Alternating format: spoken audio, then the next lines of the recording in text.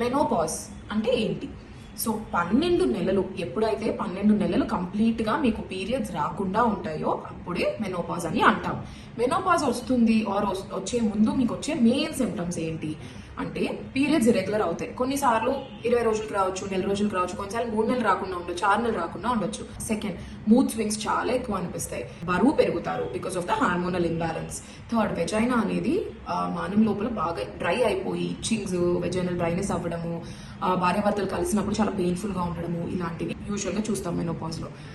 Next, కొంచెం body pains, weakness face చేస్తారు.